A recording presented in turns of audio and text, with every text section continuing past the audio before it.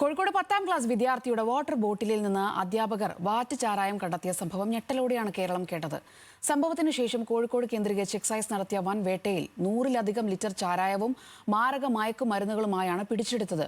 കുട്ടികളെ ഉപയോഗിച്ചുള്ള ലഹരി ഉൽപ്പാദനവും കച്ചവടവും തടയാൻ പോലീസും എക്സൈസും കർശന നടപടികളിലേക്ക് കടന്നിട്ടുണ്ട്.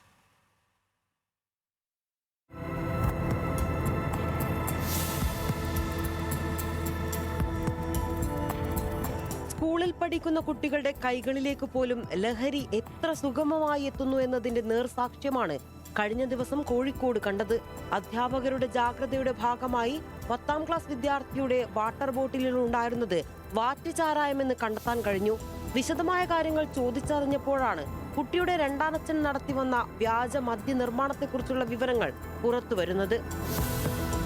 ഇതിനു പിന്നാലെ കോഴിക്കോട് ജില്ലയിൽ എക്സൈസ് പരിശോധനകൾ വ്യാപകമാക്കി. കിലോ കണക്കിന് മയക്കുമരുന്നും 100 കണക്കിന് ലിറ്റർ ചാരായവുമാണ് എക്സൈസ് പിടിച്ചെടുത്തത്.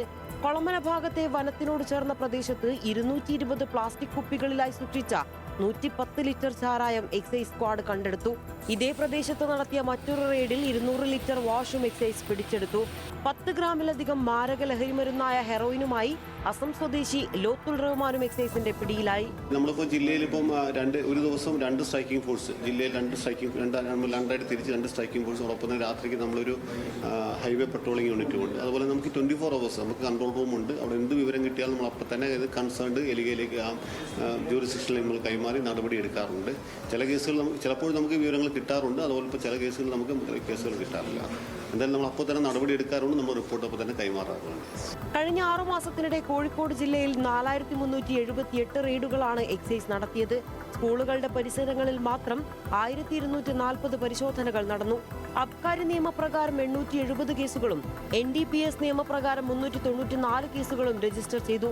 3.5 കിലോഗ്രാം MDMA, 58.9 കിലോഗ്രാം കഞ്ചാവ്, 118 ഗ്രാം മെത്താഫെറ്റമിൻ എന്നിവയാണ് ജില്ലയിൽ നിന്ന് ചുരുങ്ങിയ സമയത്തിനുള്ളിൽ പിടിച്ചെടുത്തത്.